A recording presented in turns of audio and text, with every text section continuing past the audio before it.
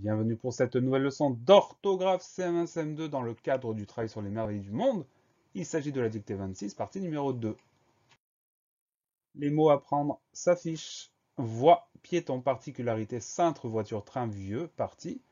Les mots qu'on va étudier maintenant, largeur, eau, surnommé, habitant, vélo, accueillir, s'élever, au-dessus d'eux. On passe donc à la deuxième moitié des mots comme convenu. Ils s'affichent à nouveau et on va pouvoir les étudier un par un. Le premier mot, c'est le mot largeur. Le mot largeur, c'est un mot de la famille de large. Donc on trouve le même radical. Première syllabe lar, L-A-R. Deuxième syllabe geur, G-E-U-R. Le son J s'obtient avec la lettre G. Et le son E avec E-U. Largeur, L-A-R-G-E-U-R. Le mot largeur est un nom commun. On dit la largeur, donc c'est un nom féminin. Et pour obtenir son pluriel, on ajoute un S. Des largeurs avec un S à la fin. Voilà pour le mot largeur, L-A-R-G-E-U-R. Le mot suivant, c'est le mot haut. Il existe plusieurs homophones. Nous, celui dont on s'occupe aujourd'hui, c'est le haut, qui est le contraire du bas, par exemple. Donc, la première lettre du mot haut, c'est un H muet évidemment qu'on n'entend pas. Donc, on pense à le mettre. Ensuite, le son O, on va l'avoir avec les lettres A, U.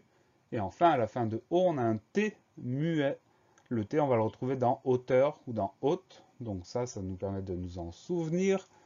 O-H-A-U-T. Le mot haut, c'est un adjectif qualificatif. C'est aussi un nom, mais nous, on le prend comme adjectif qualificatif. Donc on le décline avec un T à la fin. C'est la version de la liste, c'est-à-dire du masculin singulier.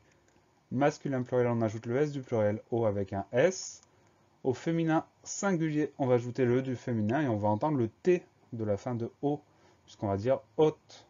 Et enfin, féminin pluriel, on ajoute le E du féminin, le S du pluriel, haute, E-S à la fin. Voilà pour le mot O-H-A-U-T.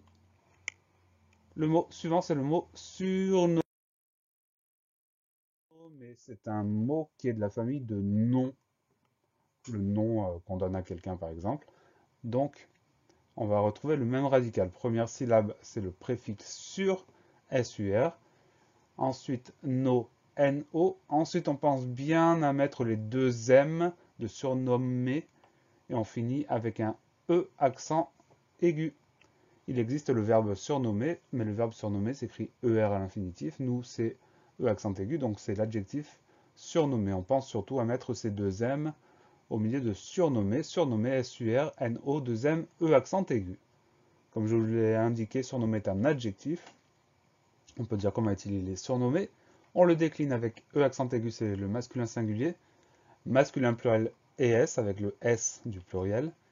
Féminin singulier EE avec le E du féminin.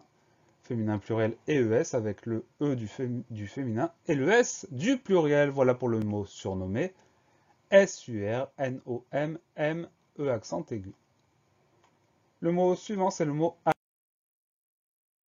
habitant, un mot qui est de la famille de habiter ou de habit. Donc on va retrouver le même radical.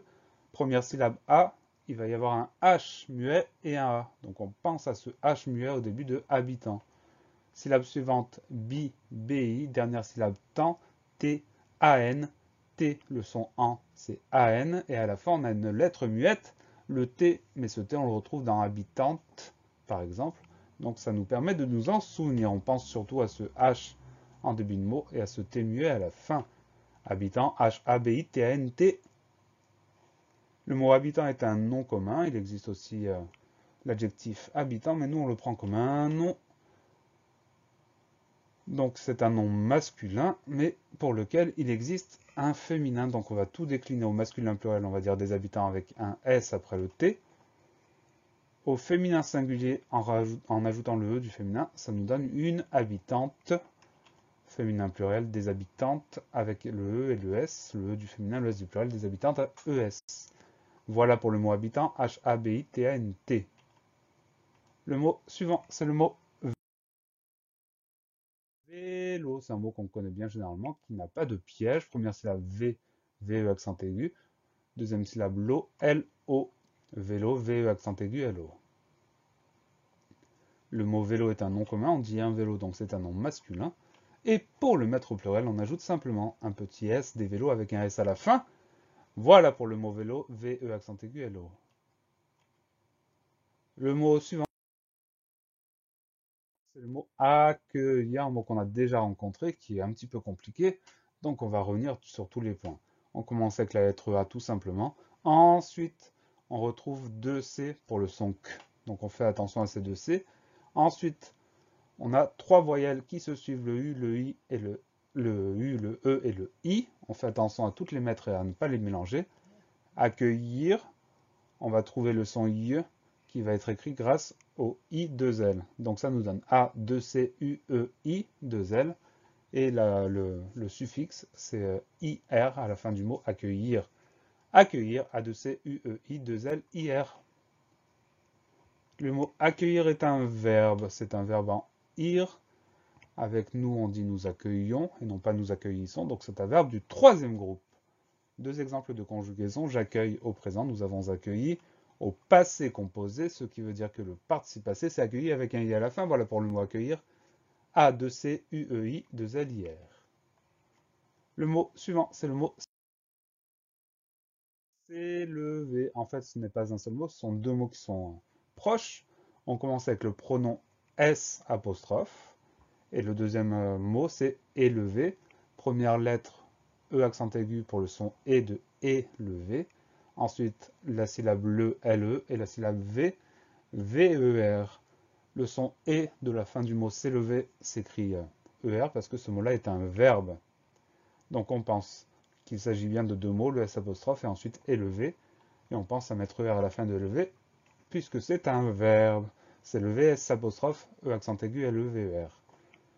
C'est un verbe qui est accompagné du pronom. Le pronom, c'est le S apostrophe, on l'a déjà dit. Donc c'est un verbe pronominal, malgré tout. Comme il se termine en ER, c'est un verbe du premier groupe. Deux exemples de conjugaison. Au présent, elle s'élève. Au passé composé, vous vous êtes élevé. Donc le participe passé élevé avec E accent aigu. Voilà pour le verbe s'élever, S apostrophe, E accent aigu, L-E-V-E-R. On finit avec l'expression, c'est pas un seul mot, c'est une expression, au-dessus de. Alors, on commence avec O-A-U, ensuite on a un tiret, ensuite on a le mot dessus, dessus, D-E, 2-S-U-S, on pense surtout à bien mettre le S muet à la fin de dessus, et plus loin, on a de. Donc, on fait attention à tout ça, ce sont trois mots qui se suivent. Les deux premiers sont reliés par un tiret et le troisième est à part. Au-dessus de AU-DE2SUS, plus loin 2. Cette locution, en fait une locution c'est une expression avec plusieurs mots qui se suivent, est une préposition. Voilà pour la locution au-dessus de AU-DE2SUS, plus loin DE. La leçon est finie. Pensez à réviser, pensez à vous entraîner et à bientôt sur la classe plus.